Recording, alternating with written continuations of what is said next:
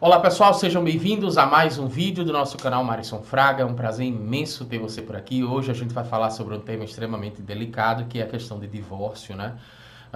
E eu quero responder a seguinte pergunta: quando eu devo me separar? Quando eu devo me divorciar? Quando eu devo colocar o fim num relacionamento? Essa pergunta, na verdade, é bem complexa e a gente vai se aventurar aqui. Eu vou te fornecer a minha opinião e possivelmente trazer aí algumas respostas que vão te ajudar a solucionar esse problema, caso você tenha. Provavelmente você está com esse problema, já que você está aqui assistindo esse vídeo, né? Então, vamos lá, vamos fazer algumas considerações antes de responder essa pergunta. Eu espero que você realmente assista esse vídeo até o final. Eu sei que você deve estar ansioso, ansiosa para responder essa pergunta, mas não é uma pergunta simples de responder. Então, a gente tem que construir todo o raciocínio para que você realmente tome uma decisão correta, né? Vamos primeiro considerar o seguinte: algumas decisões que a gente toma na vida são irreversíveis, né? Algumas decisões que você toma na vida você consegue reverter, outras são irreversíveis. A questão de um divórcio, muito provavelmente, é irreversível. Vez ou outra a gente vê uma história que eu considero como uma exceção, de pessoas que se divorciaram, inclusive até juridicamente, né? Se divorciaram no cartório, no fórum, e depois elas acabaram reatando. Mas isso é uma exceção, assim, não conte com isso, né? Então, vamos lá, vamos entender algumas questões aqui. A primeira coisa que a gente precisa entender é que o divórcio, a gente acredita que é a resolução dos nossos problemas, porém o divórcio causa diversos problemas. É um processo extremamente traumático, que causa muito desgaste emocional e muitas vezes ele poderia ser evitado, né? Eu já vi inúmeras pessoas que se divorciaram, anos depois elas acabam percebendo que elas poderiam ter conduzido o relacionamento de uma forma melhor se elas tivessem tido um pouco mais de maturidade, de sabedoria. Então é muito comum, é mais comum, né? É mais comum do que se imagina. O problema é que as pessoas são muito orgulhosas, elas não externam isso. Mas de fato, quando você olha o problema de longe, você se afasta do problema, né, e você percebe que você passou pelo divórcio, às vezes acontece, né, de você acabar. Eu já vi muita gente falando, olha só, inclusive pessoas muito próximas a mim já me falaram sobre isso. Se eu tivesse tido mais sabedoria, se eu tivesse tido mais maturidade, mais paciência, eu conseguiria reverter aquela situação e não teria passado pelo que eu passei. Então, para algumas pessoas, o divórcio é um alívio em situações, por exemplo, como agressão física, né? Você precisa proteger a sua vida, a sua integridade física, até a sua integridade psicológica, seu emocional. Você precisa proteger isso. Nessas situações, para mim, é indiscutível, né? Mas a gente precisa entender algumas questões. O processo do divórcio ele é traumático, ele não é tão simples assim. O processo do divórcio não significa necessariamente resolver um problema, mas eu acredito que é você escolher qual é o problema que você quer enfrentar. E aí tem uma questão, até que a gente pode levar para o campo filosófico, que é o seguinte: a gente não tem condições de sentir as dores do caminho que a gente não passou ainda. A gente não sente as dores do caminho que a gente não escolheu. Então a gente sempre tem uma tendência a acreditar que o caminho que a gente escolheu é o pior caminho possível, porque a gente não tem como sentir as dores de outro caminho, né? Então, você pode até imaginar, por exemplo, que você, se divorciasse, resolveria seus problemas, mas outros problemas vão aparecer e, às vezes, problemas até muito piores. Então, é preciso tomar essa decisão com muita calma. É por isso que eu te peço para você assistir esse vídeo até o fim, porque aqui eu vou trazer informações relevantes para você tomar a melhor decisão na sua vida. Então, vamos lá. Tem um escritor chamado Marcos Piangeres que ele escreve sobre paternidade, né? Eu tenho 2 livros dele aqui, Papai é Pop 1 e Papai é Pop 2. Em um desses livros, eu não vou lembrar qual, ele fala uma questão que eu achei interessante, que ele considera o divórcio como uma pequena tragédia. Escuta isso aqui que eu vou te falar. O que é uma tragédia? Vamos supor aí que uma família está viajando de carro e o carro, a pessoa perde o controle, o carro bate, capota, e todo mundo morre. Isso é uma tragédia, né? É muito difícil de digerir. O divórcio, ele seria, segundo Marcos Piangeres, e eu concordo com ele, uma pequena tragédia.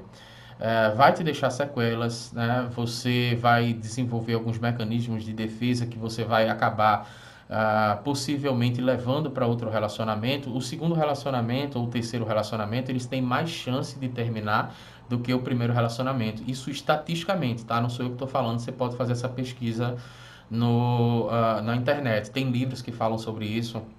Por que eu acho que isso acontece? Porque o segundo casamento ou o terceiro casamento, eles são casamentos que são recheados de muito passado e de pouca paciência. Veja só, é muito passado e pouca paciência. Geralmente no segundo, no terceiro casamento, as pessoas não têm mais tanta paciência para enfrentar algumas situações que precisam ser enfrentadas, porque todo casamento vai passar por crise, né? E então você precisa responder algumas perguntas, você precisa com muita calma responder algumas perguntas e refletir sobre o seu momento atual. Primeiro ponto, quando você está nervoso ou nervosa, abalado emocionalmente, não é o melhor momento de tomar uma decisão. Então o correto seria você tomar uma decisão de se divorciar, possivelmente quando você estivesse bem, né? Bem emocionalmente, numa fase muito mais tranquila, avaliando as questões de uma forma mais racional possível. Eu sei que o ser humano é muito emocional e depois ele racionaliza para justificar a decisão dele, mas quanto mais você conseguir se aproximar da razão, vai ser melhor para você agora. Medir as consequências das suas decisões e entender que possivelmente a decisão que você está tomando ela é irreversível, né? No caso de divórcio. Então, se você está no estado emocional abalado, já não é o momento de você tomar essa decisão, tá? Você precisa se acalmar. As pessoas que estão no estado abalado emocional, elas tomam decisões, mas elas não percebem o seguinte: o seu estado emocional ele vai ser modificado dentro de 10 minutos, dentro de um dia, dentro de 10 dias, dentro de um mês, por exemplo. Daqui a um mês você não tem mais esse estado emocional que você está agora, nervoso, ansioso, triste, enfim, emotivo, emotiva. O seu estado emocional ele vai se modificar, mas as decisões que você toma quando você está com o estado emocional abalado, na grande maioria das vezes são irreversíveis, você não tem como voltar atrás.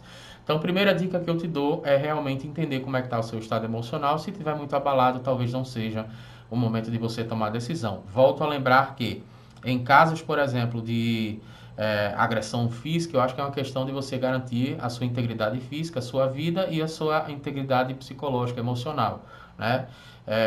Mas vamos lá, continuando com o nosso raciocínio. Uma outra pergunta que você precisa fazer, que eu acho que aqui é a pergunta-chave, é basicamente o seguinte: quanto tempo você passou para se preparar para o casamento, para melhorar enquanto esposo, enquanto esposa? Porque eu não sei se você já percebeu, mas a gente passa vários anos estudando e se preparando para desempenhar determinados papéis na sociedade. Por exemplo, você passa vários anos estudando para se tornar um psicanalista, para se tornar um engenheiro. Você passa vários anos estudando e se preparando para estudar um psicólogo, um médico, e por aí vai, um arquiteto e tal. Mas quanto tempo você passou e o seu esposo ou sua esposa, quanto tempo vocês passaram estudando e se preparando para desempenhar esse papel, né? Isso é uma questão interessante porque existem diversos livros hoje, diversos canais que tratam dessas questões, até igrejas mesmo, né, que cuidam muito da família. Igrejas sérias, por exemplo, se preocupam demais com a família, possuem serviço lá de aconselhamento, né? Então, será que vocês já passaram muito tempo se preparando e se capacitando para desempenhar o papel de esposo, de esposa, né? A mesma coisa acontece com filhos, a gente não se prepara para ser pai. Isso é um erro muito grande, porque quanto mais informação você tem, menos erro você comete, né? Então, essa pergunta é chave, assim, quanto tempo vocês passaram para definitivamente desempenharem esse papel que vocês estão desempenhando de esposo ou de esposa? Uma outra questão que a gente poderia considerar aqui, eu estou fazendo pergunta para você justamente refletir, né? Eu não quero te dar a resposta da tua vida quem tem é você, mas eu estou trazendo essa reflexão para você saber se você está indo pelo caminho correto ou não.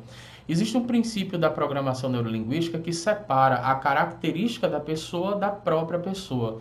Então, será que, e eu sei que é difícil fazer isso na prática, mas será que você está enxergando o comportamento de um ser humano e o ser humano sendo a mesma coisa, né? Porque para a programação neurolinguística são fatores diferentes, né? A pessoa não é o comportamento dela, né? É importante a gente entender isso. A pessoa não é o comportamento dela. Isso é outra percepção que seria interessante você desempenhar.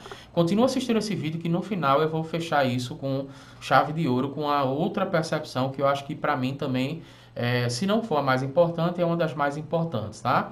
Então, você tem conseguido separar a pessoa da característica que você não gosta dela, né?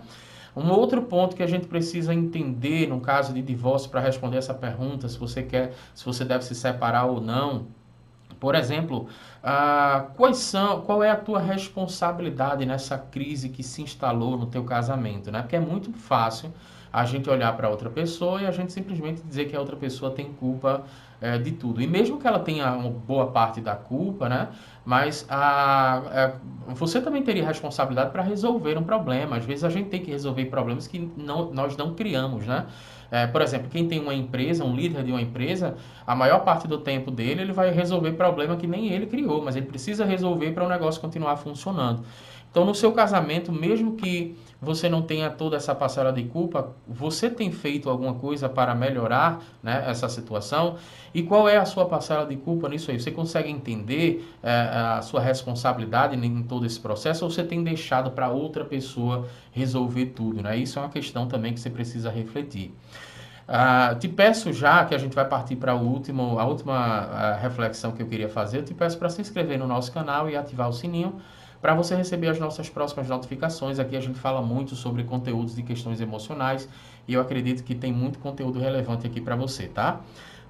Mas vamos lá, a última pergunta, a última reflexão que eu poderia trazer para esse vídeo, para ele não ficar também tão muito longo, é basicamente o seguinte: você já tentou de tudo que você poderia tentar para antes de se separar? Você já tentou de tudo? Você tem certeza que você já fez tudo? Você já esgotou todas as possibilidades que você tinha para chegar a essa decisão? E aí eu faço algumas perguntas. Vocês já fizeram terapia de casal, por exemplo? Se não, então vocês não esgotaram todas as possibilidades. Vocês procuraram aí, se vocês são pessoas que são ligadas a espiritualidade, vocês já procuraram alguma organização religiosa que pudessem ajudar vocês nesse sentido? Se a resposta é não, então você não tentou todas as possibilidades. Vocês têm certeza que vocês já conseguiram esgotar todas as possibilidades? Se a resposta for não, então não teria por que você estar pensando em divórcio, né?